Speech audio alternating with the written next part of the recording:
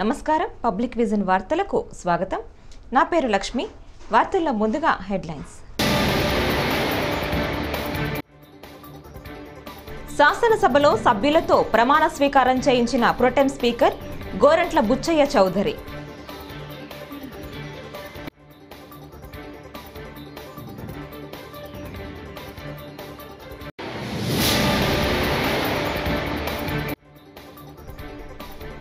నాడు ప్రతిపక్ష నేతగా చంద్రబాబు ప్రతిజ్ఞ, నేడు సీఎంగా అసెంబ్లీకి.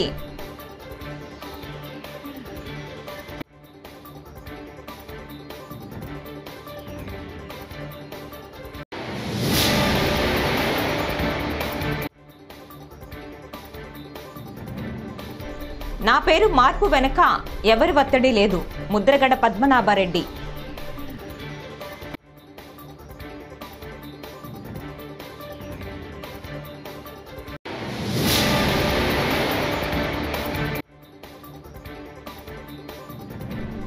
గ్రామీణ బాలల్లో సైన్స్ అండ్ టెక్నాలజీపై ఆసక్తి పెంచుతాం, మంత్రి పవన్ కళ్యాణ్.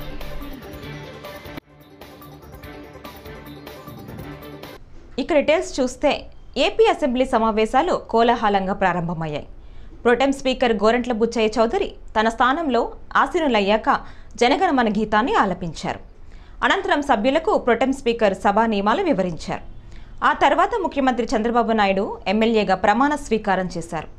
అనంతరం సభా నియమాలు పాటిస్తానని మరోమారు ప్రమాణ స్వీకారం చేశారు. దాదాపు సభ్యులందరూ దైవసాక్షిగానే ప్రమాణం చేశారు.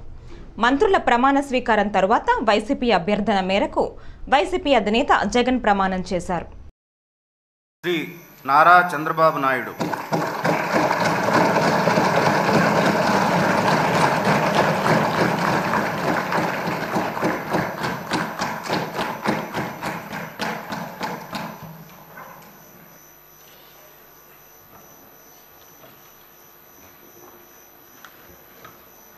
నారా చంద్రబాబు నాయుడు అనే నేను శాసనసభ సభ్యునిగా ఎన్నిక అయినందున శాసనం ద్వారా నిర్మితమైన భారత రాజ్యాంగం పట్ల నిజమైన విశ్వాసం, విధేయత చూపుతానని, భారతదేశ సార్వభౌమాధికారాన్ని, సమగ్రతను కాపాడుతానని, నేను స్వీకరించబోయే కర్తవ్యాన్ని శ్రద్ధాశక్తులతో నిర్వహిస్తానని దైవ సాక్షిగా ప్రమాణం చేస్తున్నాను.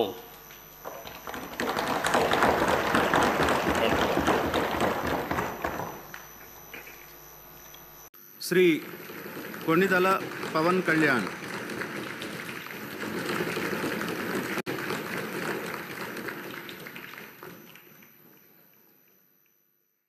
కొణిదల పవన్ కళ్యాణ్ అనే నేను శాసనసభ సభ్యుడిగా ఎన్నికైనందున శాసనం ద్వారా నిర్మితమైన భారత రాజ్యాంగం పట్ల నిజమైన విశ్వాసం, విధేయత చూపుతానని, భారతదేశ సార్వభౌమాధికారాన్ని, సమగ్రతను కాపాడుతానని, నేను స్వీకరించబోయే కర్తవ్యాన్ని శ్రద్ధాశక్తులతో నిర్వహిస్తానని దైవ సాక్షిగా ప్రమాణం చేస్తాను. వైఎస్ జగన్మోహన్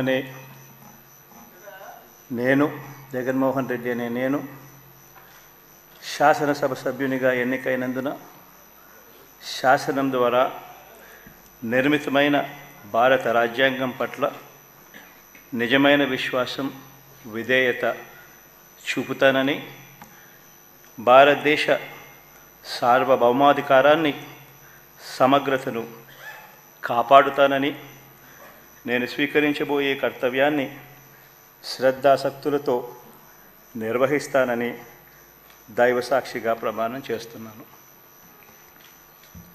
ఆంధ్రప్రదేశ్ శాసనసభ సభ్యుడైన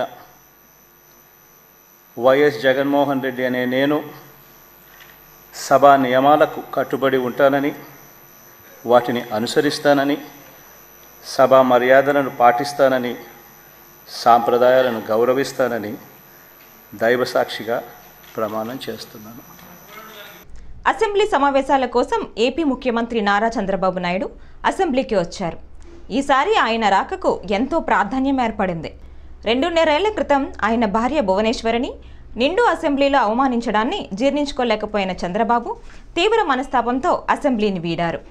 ఇలాంటి కౌరవ సభలో తానుండలేనని మళ్లీ ముఖ్యమంత్రిగానే సభలో అడుగు పెడతానని 19 నవంబర్ 2021న ప్రతినబూనారు. అనుకున్నట్లే ఇటీవల ఎన్నికల్లో అపూర్వ విజయం సాధించి మళ్లీ అసెంబ్లీలో అడుగుపెట్టి తన భీషణ ప్రతిజ్ఞను నెరవేర్చుకున్నారు.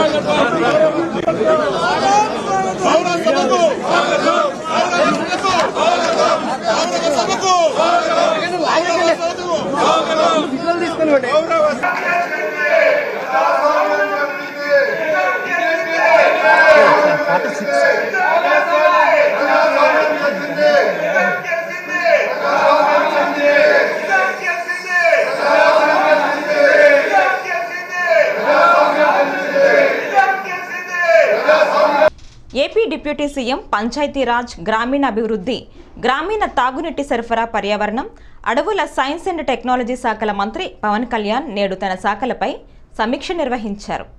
సైన్స్ అండ్ టెక్నాలజీ శాఖపైన ఆయన అధికారులతో సమీక్ష చేపట్టారు. గ్రామీణ ప్రాంతాల్లోని చిన్నారులకు సైన్స్ అండ్ టెక్నాలజీ పట్ల ఆసక్తిని పెంచుదాం, ఈ దిశగా అధికారులు కృషి చేయాలని పేర్కొన్నారు. కేంద్ర ప్రభుత్వ విజన్ 2047కు అనుగుణంగా భవిష్యత్ ఆవిష్కరణలను దృష్టిలో ఉంచుకొని పిల్లలను నైపుణ్యవంతులుగా తీర్చిదిద్దే ప్రక్రియ వేగంగా సాగాలని మంత్రి పవన్ కళ్యాణ్ స్పష్టం చేశారు.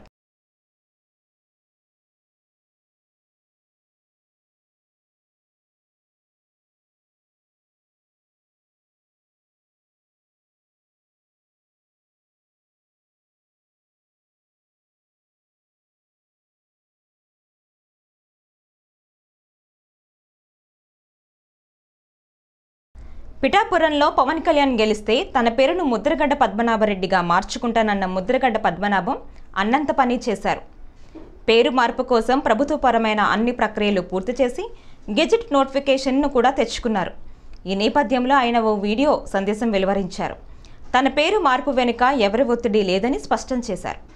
పేరు మార్పు కోసం దరఖాస్తు చేశాను, ప్రభుత్వం ఆమోదించింది, ఆ మేరకు గెజెట్లోనూ ముద్రించింది, అంతే తప్ప ఎవరి ఒత్తిడి లేదు.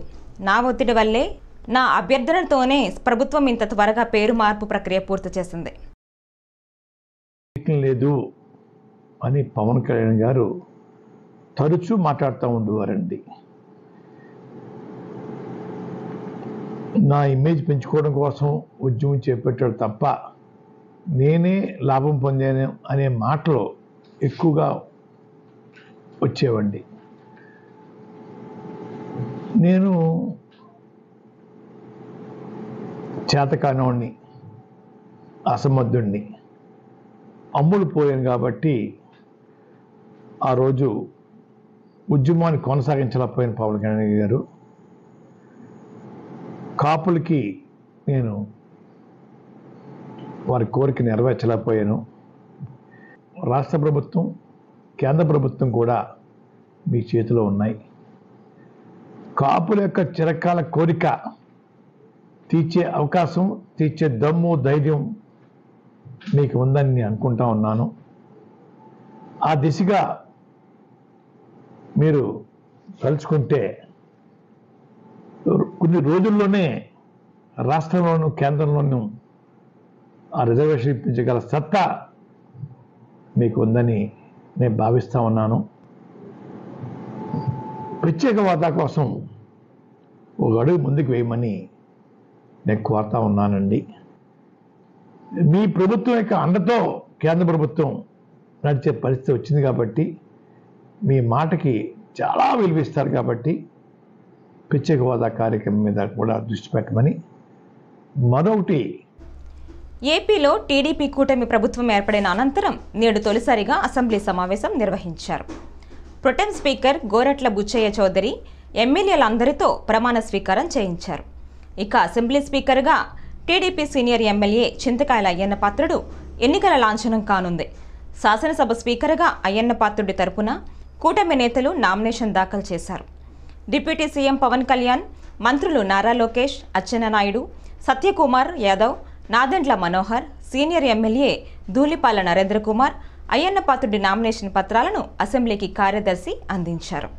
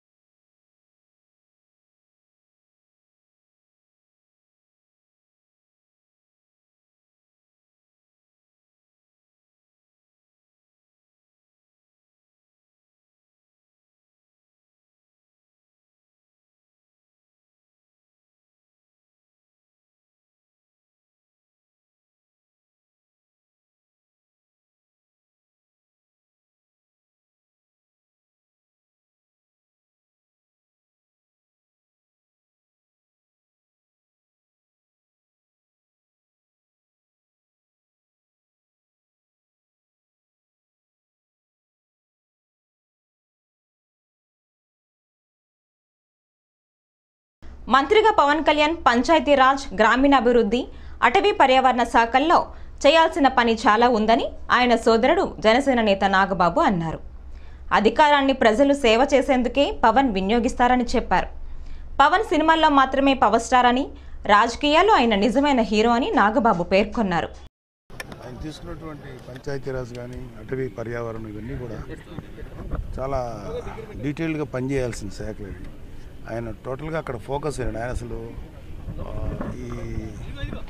ఈ పదవి దీనికి సంబంధించిన థ్రిల్ కంటే కూడా ఎంత వర్క్ చేయాలి దాని మీద ఫోకస్గా ఉన్నాడు. మేమందరం కూడా ఆయన వైపే ఉన్నాం, అంటే ఆయన ఆలోచనకి అనుగుణంగా ఉన్నాం. ఆయన చేయాల్సిన బాధ్యతలు చాలా ఉన్నాయి, దాని మీద ఆయన ఫుల్ ఫోకస్ పెట్టాడు. అవి బాగా చేయాలి అది కోరుకున్నాం తప్ప ఈ పదవి తాలూకు పవర్ని ఎంజాయ్ చేసేటువంటి ఆలోచన అయితే లేదు. నిజంగా అసలు ఆ థాట్ కూడా లేదు. సో పర్టికులర్గా రాష్ట్రానికి ముఖ్యంగా పంచాయతీరాజ్ శాఖ మంత్రిగా కావచ్చు, ఉప ముఖ్యమంత్రిగా కావచ్చు, మీ నుంచి మీ తమ్ముడికి అంటే ముఖ్యంగా నాయకుడి కంటే కూడా ఇంట్లో మీకు ముఖ్యంగా తమ్ముడుగా ఉన్న నేపథ్యంలో ఎలాంటి సలహాలు మీరు ఇచ్చారు? సార్ ఏదైనా సరే ప్రజలకి ఉపయోగపడేది, ప్రజల సంక్షేమం కోసం ఉపయోగపడేది ఏది చేసినా సరే మా యాజ్ ఒక బ్రదర్గా అయితే, అతనికి అన్నగా అయితే అదే కోరుకుంటున్నాను ఆయన దగ్గర నుంచి. ఎందుకంటే కొత్తగా ఈ పదవి వల్ల మాకు వ్యక్తిగతంగా వచ్చే అడ్వాంటేజ్కి ఏం లేదు, కానీ ఈ పదవి ద్వారా ఒక పవర్ వచ్చింది కాబట్టి ఈ పవర్ని ప్రజా సంక్షేమం కోసం, ప్రజల యొక్క వెల్ బీయింగ్ కోసం ఉపయోగించాలని మేము కోరుకుంటున్నాం. పవర్ స్టార్కి పవర్ వచ్చింది. ఇప్పుడు ఆయన సినిమా వరకే పవర్ స్టార్ అండి, but when it comes to politics is a real hero. So cinema సంబంధం లేదు, is entirely different, is a great leader. నిబంధనలు పాటించకుండా వైసీపీ నాయకులు సొంతంగా వాడుకుంటున్న ట్రాక్టర్లపై విచారణ చేయాలని దెందులూరు ఎమ్మెల్యే చింతమనేని ప్రభాకర్ వ్యవసాయ అధికారులను ఆదేశించారు. దీంతో అధికారులు దారి తప్పిన యంత్రాలను తిరిగి వెనక్కి రప్పించి తదుపరి చర్యలు తీసుకునే దిశగా కసరత్తు ప్రారంభించారు. గురువారం సాయంత్రానికి 28 ట్రాక్టర్లలో 25 ట్రాక్టర్లను సంబంధిత లబ్ధిదారులు పెదవేగి మండల పరిషత్ కార్యాలయం దగ్గరకు తీసుకొచ్చారు. గ్రామాల్లో రైతుల్ని యాంత్రీకరణ వైపు మరలించటానికి పేద, బడుగు, బలహీన వర్గాలు, మైనార్టీ వర్గాల వారికి యంత్రాలు లేక సెంటు, కుంట, ఎకరం ఉన్నటువంటి వాళ్ళకి వ్యవసాయాన్ని అందుబాటులోకి తీసుకురావడానికి పెట్టినటువంటి స్కీము ఈ యొక్క కస్టమర్ హైరింగ్ సెంటర్ అనేది. దీన్ని ఒక నామకరణ చేసి ఈ రకమైనటువంటి కార్యక్రమం ద్వారా రైతులకి హితోధికంగా సహాయం చేయడానికి ఉపయోగపడుతుంది అని పెట్టినటువంటి ఈ కార్యక్రమాన్ని మరి చరిత్రకారుడు జగన్మోహన్ రెడ్డి గారు, ఆయన యొక్క నాయకులు, కార్యకర్తలు, ఎలుకలు, సుంచులు, పందికొక్కులకి దారాదత్తం చేశాడు. నా నియోజకవర్గంలో 62 ట్రాక్టర్లను ఇచ్చారు. 85 గ్రామాలకు గాను 62 గ్రామాల్లో ఈ యొక్క కస్టమర్ హైరింగ్ సెంటర్ల ద్వారా 62 ట్రాక్టర్లు ఇస్తే కేంద్రంలో గాని కస్టమర్ హైరింగ్ సెంటర్లో కానీ గ్రామ పంచాయతీ ద్వారా కానీ వీళ్ళు ప్రైవేటు పామాయిల్ పలకాలకి కొంతమంది అయితే దీనికి పెద్ద భారీ వాటిని బిగించి ఏపీ ఈపీడీసీఎల్కి స్తంభాలు గోతులు తీయడానికి లైన్లు లాగడానికి వాళ్ళ సొంత వ్యాపారాలు చేసుకోవడానికి ఉపయోగించుకునే విధంగా ఈయన దీన్ని ఆధునీకరించాడు. ఇలాంటి యాంత్రీకరణ పరికరాలన్నింటినీ కూడా ప్రతి పరికరానికి కూడా 40% రాష్ట్ర ప్రభుత్వం యొక్క డబ్బు, 50% బ్యాంక్ ఫైనాన్స్, ఆ యొక్క గ్రూప్ యొక్క కాంట్రిబ్యూషన్ 10%కి ఇలాంటి వెహికల్స్ ని ఆనాడు తెలుగుదేశం ప్రభుత్వం రైతాంగం కోసం తీసుకుని వస్తే ఈ దగాకోరు ప్రభుత్వం, ఈ దొగులుబాజీ మనుషులు ఈ బళ్లన్నింటినీ కూడా రాష్ట్ర వ్యాప్తంగా కాజేసి ఈనాటి వరకు కూడా ప్రజలకు ఏమీ కూడా నిజాలు తెలియకోకుండా ఈనాటి వరకు కప్పెట్టారని చెప్పి కూడా ఈ సందర్భంగా మీకు తెలియజేస్తా ఉన్నాం. ఏవైతే ఈ రాష్ట్రంలో ఈ యొక్క కస్టమైజ్ వెహికల్స్ ఉన్నాయో అవన్నీ పేద బడుగు బలహీన వర్గాలకు సంబంధించినటువంటి రైతాంగానికి సంబంధించినవి. అవి వాళ్ళు వాడుకున్న తర్వాతే మీ సొంత పనులకి మీ సొంత అవసరాలకు ఉంటే ఉపయోగించుకుంటే తప్పులేదు. కానీ వాళ్ళకి ఒక్క ఎకరం కూడా దున్నకోకుండా, ఒక్క ఎకరాన్ని కూడా సాగులోకి వాళ్ళకి సహకరించకుండా మీరు చేసినటువంటి ఇటువంటి దోపిడీలు, అన్యాయాలు ఇక సాగవండి. రోజులు మారినాయి. ఈ విషయాలన్నీ మీకు ఈ సందర్భంగా తెలియజేస్తున్నాం, గుర్తు చేస్తున్నాం. అది ఇచ్చినటువంటి యొక్క సిద్ధాంతాలకి తూట్లు పొడిచి జగన్ ఏ రకంగా రాష్ట్రాన్ని కన్నవేసి దోసేయాలో వాళ్ళ నాయకుడికి గ్రామ స్థాయిలో, వార్డు స్థాయిలో కూడా మా నాయకుల యొక్క ప్రజల యొక్క జేబుకి కన్నవేసి ఏ విధంగా దొంగ బుద్ధులు నేర్పించాలో జగన్ పార్టీలో చేస్తే గనక వాడికి అన్ని అర్థమవుతాయి. ఇలాంటి పనులు, నీతిమాలిన పనులు ఎవరు కూడా చేయబోరు కూడా. 14 రకాల పంటలకు 2024-25 ఆర్థిక సంవత్సరానికి కేంద్ర ప్రభుత్వం ప్రకటించిన మద్దతు ధరలు మోసపూరితమని రైతు సంఘం జిల్లా కార్యదర్శి కె శ్రీనివాస్ తెలిపారు. ఏలూరులో గురువారం ఆయన మాట్లాడారు. ఎరువులు, పురుగు మందులతో పాటు పెట్రోల్, డీజిల్ ధరలు పెరిగిపోవడంతో రవాణా ఖర్చులు విపరీతంగా పెరిగిపోయాయని, పెంచిన ధరలను పునః పరిశీలన చేసి ఉత్పత్తి ఖర్చులకు అదనంగా 50% కలిపి మద్దతు ధర ప్రకటించాలన్నారు. మేము ధరలు నిర్ణయించామని చెప్పేసి వాళ్ళ కేంద్ర ప్రభుత్వం ప్రకటించింది. అయితే ఇది మోసపూరితం అని చెప్పేసి మేము రైతు సంఘంగా భావిస్తా ఉన్నాం. వాస్తవ రైతులకు అయ్యే పెట్టుబడి ఖర్చులు ఏవైతే ఉన్నాయో అవి పూర్తి స్థాయిగా లెక్కించకుండా అశాస్త్రీయంగా లెక్కించి మాత్రమే ఈ మద్దతు ధరలు ప్రకటిస్తా ఉన్నారు. దీనివల్ల రైతుల పెట్టిన పెట్టుబడి ఏదైతే ఉన్నదో అది వాస్తవ ఖర్చుల్లోకి రాక ఖర్చులను తగ్గించి ఇవాళ ప్రభుత్వం లెక్కలు తయారు చేసి ఆ రకంగా రైతులను మోసగించే పద్ధతి అనుసరిస్తా ఉన్నది. ఇది చాలా దుర్మార్గం అని చెప్పేసి భావిస్తా ఉన్నాం. ఇవాళ జిల్లాలో అత్యధికంగా పండే వరికి గాని, మొక్కజొన్నకు గాని ఇట్లాంటి పంటల ఖర్చులు చూస్తా ఉంటే విపరీతంగా పెరిగిపోతా ఉన్నాయి. ఎరువులు, అలాగే పురుగు మందులు, అట్లాగే కూలీ ఖర్చులు విపరీతంగా పెరిగిపోయినాయి. రవాణా ఖర్చులు పెరిగిపోయినాయి. అట్లాగే డీజిల్, పెట్రోల్ పెరిగిపోవడం వల్ల ఇతర యాంత్రీకరణ ఖర్చులన్నీ కూడా విపరీతంగా పెరిగిపోయిన పరిస్థితి ఉన్నది. మరి ఇట్లాంటివన్నీ కూడా పరిగణలోకి తీసుకోవడం లేదు. అంతేకాకుండా ఇవాళ ప్రైవేటు వడ్డీలకు వ్యాపారాల నుంచి రైతులు పెట్టుబడి పెడతా ఉన్నారు. వడ్డీలు కూడా చూస్తే విపరీతంగా పెరిగిపోతా ఉన్నాయి. అంతేకాకుండా ఈ రోజు కౌలు రైతులు ప్రధానంగా వ్యవసాయం చేస్తా ఉన్నారు. మరి అత్యధికంగా కౌలు చెల్లించి వ్యవసాయం చేస్తున్న ఆ కౌలుని ఇవాళ ఉత్పత్తి ఖర్చుల్లో పరిగణలోకి తీసుకునే పరిస్థితి లేదు. కాబట్టి ఈ రకంగా చూస్తే కేంద్ర ప్రభుత్వం కేవలం వరి పంటకి క్వింటాకి 117 రూపాయలు మాత్రమే కంటి తుడుపు చర్యగా ధర పెంచింది. అంటే గతంలో ఉన్న ధర కంటే కేవలం 2300 రూపాయలు ఈ కామన్ వెరైటీకి, అలాగే ఏ గ్రేడ్ కి 2320 రూపాయలు మాత్రమే ధర వస్తా ఉన్నది. అంటే గతం కంటే 117 రూపాయలు మాత్రమే ధర పెంచారు. జొన్నకైతే 119 రూపాయలు పెంచారు. అంటే 3180 రూపాయలుగా ఉన్న ధర కాస్త 3371 రూపాయలుగా ఉన్నది. అట్లాగే మొక్కజొన్నకి 135 రూపాయలు మాత్రమే పెంచిన పరిస్థితి.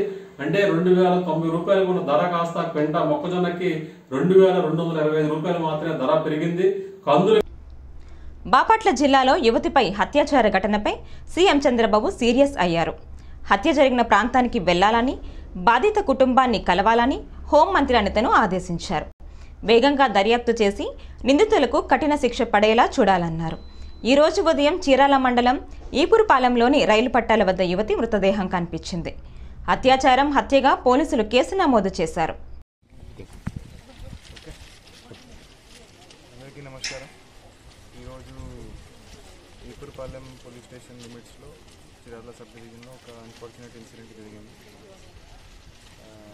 సీతారాంపురం ఏరియాలో ఈపురుపాలెం గ్రామంలో ఒక 21 years old అమ్మాయి మార్నింగ్ అరౌండ్ 5:30-5:45కి ఇంట్లో నుంచి బయటికి రావడం. సో చాలాసేపు రిటర్న్ రాకపోతే ఇంట్లో వాళ్ళకి కొంత అనుమానం వచ్చింది. వాళ్ళు వచ్చి వెతికితే వాళ్ళకి అమ్మాయి బాడీ ఇంటి దగ్గరే దొరికింది, రైల్వే లైన్ పక్కన. సో అమ్మాయికి చనిపోవడం, అమ్మాయి డెడ్ బాడీ ఇక్కడ రైల్వే పట్టాల దగ్గర దొరికింది. సో దాని మీద కేసు నమోదు చేసి ఈపురుపాలెం పోలీస్ స్టేషన్లో మర్డర్ అండ్ రేప్ కేసు నమోదు చేసి దానికి ఇన్వెస్టిగేషన్ స్టార్ట్ చేయడం జరిగింది. ఇక్కడ సీన్ ఆఫ్ క్రైమ్ అంతా విజిట్ చేసాం. సీన్ ఆఫ్ క్రైమ్ దగ్గర అమ్మాయి చెప్పలు, ఒక వాటర్ బాటిల్, అమ్మాయి బట్టలు దొరికాయి. సో ఇన్వెస్టిగేషన్ సైంటిఫిక్ లైన్స్ మీద అన్ని కోణాల నుంచి అన్ని ఇన్వెస్టిగేషన్ చేయడం జరుగుతుంది. సో దానికి 5 టీమ్స్ ఏర్పాటు చేయడం జరిగింది. సో ఎవరైతే యోగా సాధన ద్వారా చక్కని శారీరక ఆరోగ్యంతో పాటు మానసిక ఆరోగ్యాన్ని కూడా పొందవచ్చునని Vizianagaram joint collector K Karthik పేర్కొన్నారు. ప్రతి ఒక్కరూ యోగా చేయవచ్చునని, ఎవరికీ ఎటువంటి పరిమితులు లేవని అన్నారు. అద్భుత ఫలితాలను ఇచ్చే యోగా ఇప్పుడు విశ్వవ్యాప్తం అయ్యిందని చెప్పారు. అంతర్జాతీయ యోగా దినోత్సవం స్థానిక రాజీవ్ క్రీడా మైదానంలో శుక్రవారం ఘనంగా నిర్వహించారు.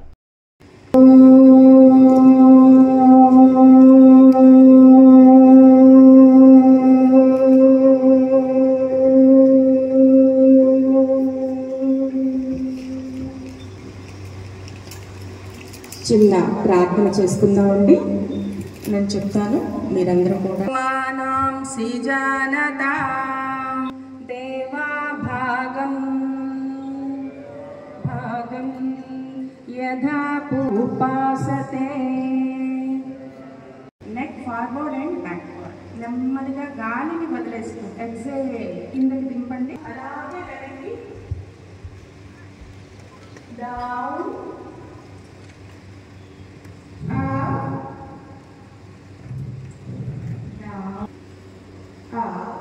తర్వాత నెక్ ట్విస్టింగ్. నెమ్మదిగా గాలిని వదిలిపెట్టేస్తూ మీ యొక్క మెడని నెమ్మదిగా కుడి వైపుకు తిప్పండి. ఏపీ అసెంబ్లీ సమావేశాలు కోలాహలంగా ప్రారంభమయ్యాయి. 2.5 ఏళ్ల తర్వాత ముఖ్యమంత్రి హోదాలో సభలో అడుగుపెట్టిన చంద్రబాబుకు సభ్యులు ఘనస్వాగతం పలికారు. అప్పటికే సభకు చేరుకున్న పవన్ చంద్రబాబును కలిసి ఆలింగనం చేసుకున్నారు. ఈ సందర్భంగా సభ్యులు నినాదాలతో హోరెత్తించారు. నిజం గెలిచింది, ప్రజాస్వామ్యం గెలిచింది, గౌరవ సభకు స్వాగతం అంటూ సభ్యులు పెద్ద ఎత్తున నినాదాలు చేశారు.